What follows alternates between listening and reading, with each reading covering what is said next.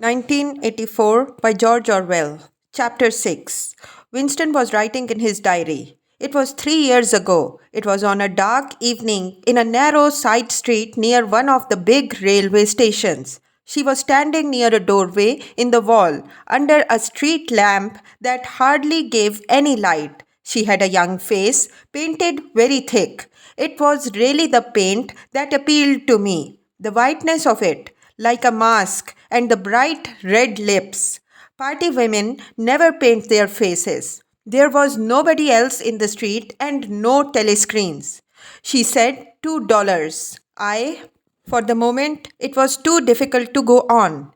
He shut his eyes and pressed his fingers against them, trying to squeeze out the vision that kept recurring. He had an almost overwhelming temptation to shout a string of filthy words at the top of his voice, or to bang his head against the wall, to kick over the table and hurl the inkpot through the window, to do any violent or noisy or painful thing that might black out the memory that was tormenting him. Your worst enemy, he reflected, was your own nervous system. At any moment, the tension inside you was liable to translate itself into some visible symptom. He thought of a man whom he had passed in the street a few weeks back, a quite ordinary looking man, a party member, aged 35 to 40, tallish and thin, carrying a briefcase. They were a few meters apart when the left side of the man's face was suddenly contorted by a sort of spasm. It happened again just as they were passing one another. It was only a twitch, a quiver, rapid as the clicking of a camera shutter, but obviously habitual. He remembered thinking at the time, that poor devil is done for. And what was frightening was that the action was quite possibly unconscious. The most deadly danger of all was talking in your sleep. There was no way of guarding against that, so far as he could see. He drew his breath and went on writing. I went with her through the doorway and across a backyard into a basement kitchen. There was a bed against the wall and a lamp on the table, turned down very low. His teeth were set on edge. He would have liked to spit. Simultaneously, with the woman in the basement kitchen, he thought of Catherine, his wife. Winston was married, had been married. At any rate, probably he still was married. So far as he knew, his wife was not dead. He seemed to breathe again, and warm, stuffy odor of the basement kitchen, an odor compounded of bugs and dirty clothes, and villainous cheap scent, but nonetheless alluring, because no woman of the party ever used scent, or could be imagined as doing so. Only the proles used scent. In his mind, the smell of it was inextricably mixed up with fornication. When he had gone with that woman, it had been his first lapse in 2 years or thereabouts. Consorting with prostitutes was forbidden, of course, but it was one of those rules that you could occasionally nerve yourself to break. It was dangerous, but it was not a life and death matter. To be caught with a prostitute might mean 5 years in a forced labor camp, not more, if you had committed no other offense. And it was easy enough, provided that you could avoid being caught in the act. The poorer quarters swarmed with women who were ready to sell themselves. Some could even be purchased for a bottle of gin, which the proles were not supposed to drink. Tacitly, the party was even inclined to encourage prostitution as an outlet for instincts which could not be altogether suppressed. Mere debauchery did not matter very much, so long as it was furtive and joyless and only involved the women of a submerged and despised class. The unforgivable crime was promiscuity between party members. But though this was one of the crimes that the accused in the great purges invariably confessed to, it was difficult to imagine any such thing actually happening. The aim of the party was not merely to prevent men and women from forming loyalties which it might not be able to control. Its real undeclared purpose was to remove all pleasure from the sexual act.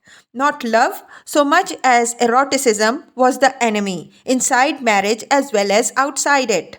All marriages between party members had to be approved by a committee appointed for the purpose. And though the principle was never clearly stated, permission was always refused if the couple concerned gave the impression of being physically attracted to one another. The only recognized purpose of marriage was to beget children for the service of the party. Sexual intercourse was to be looked on as a slightly disgusting minor operation, like having an enema. This again was never put into plain words, but in an indirect way it was rubbed into every party member from childhood onwards. There were even organizations such as the Junior Anti Sex League, which advocated complete celibacy for both sexes. All children were to be begotten by artificial insemination. ARTSEM, it was called in newspeak, and brought up in public institutions. This, Winston was aware, was not meant altogether seriously, but somehow it fitted in with the general ideology of the party. The party was trying to kill the sex instinct, or if it could not be killed, then to distort it and dirty it. He did not know why this was so, but it seemed natural that it should be so. And as far as the women were concerned, the party's efforts were largely successful. He thought again of Catherine. It must be 9, 10, nearly 11 years since they had parted. It was curious how seldom he thought of her. For days at a time, he was capable of forgetting that he had ever been married. They had only been together for about 15 months. The party did not permit divorce, but it rather encouraged separation in cases where there were no children. Catherine was a tall, fair haired girl, very straight, with splendid movements. She had a bold, aquiline face, a face that one might have called noble until one discovered that there was, as nearly as possible, nothing behind it. Very early in their married life, he had decided, though perhaps it was only that he knew her more intimately than he knew most people, that she had, without exception, the most stupid, vulgar, empty mind that he had ever encountered. She had not a thought in her head that was not a slogan, and there was no imbecility, absolute none, that she was not capable of swallowing if the party handed it out to her.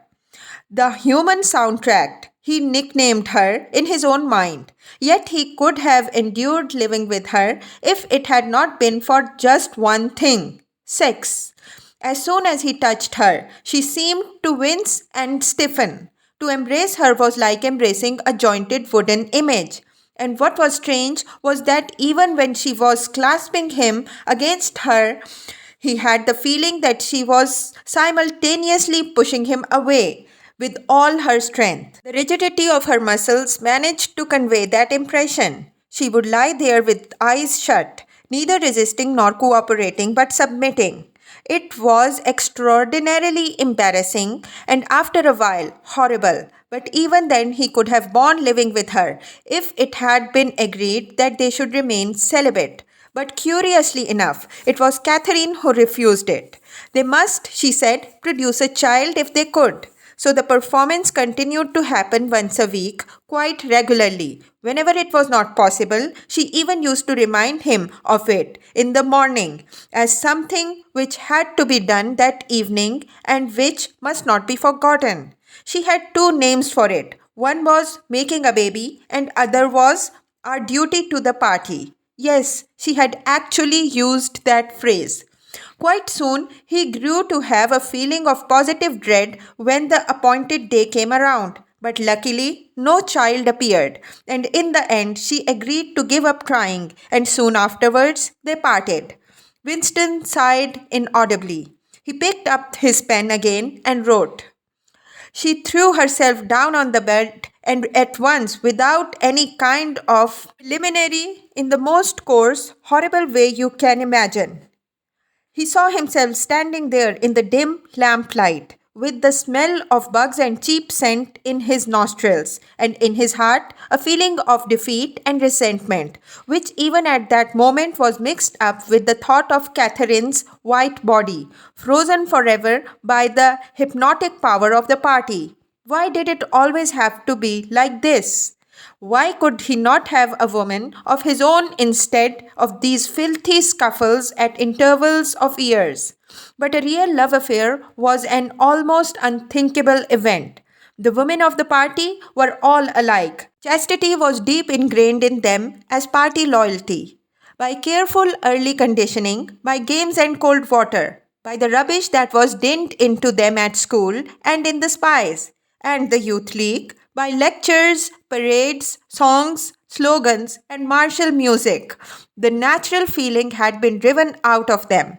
His reason told him that there must be exceptions, but his heart did not believe it. They were all impregnable, as the party intended that they should be.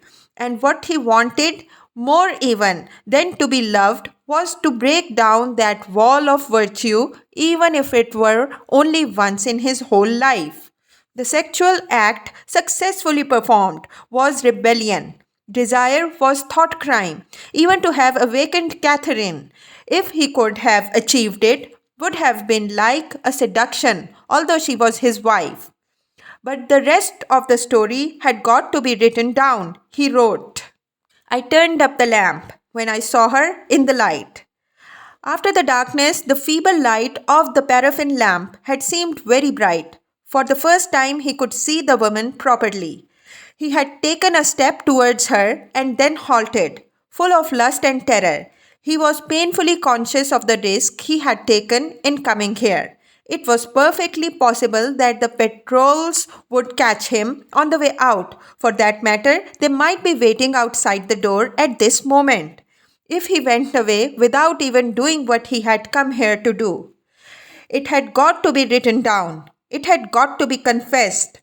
What he had suddenly seen in the lamplight was that the woman was old. The paint was plastered so thick on her face that it looked as though it might crack like a cardboard mask. There were streaks of white in her hair, but the truly dreadful detail was that her mouth had fallen a little open, revealing nothing except a cavernous blackness. She had no teeth at all. He wrote hurriedly in scrabbling handwriting. When I saw her in the light, she was quite an old woman, 50 years old at least. But I went ahead and did it just the same. He pressed his fingers against his eyelids again. He had written it down at last, but it made no difference. The therapy had not worked. The urge to shout filthy words at the top of his voice was as strong as ever.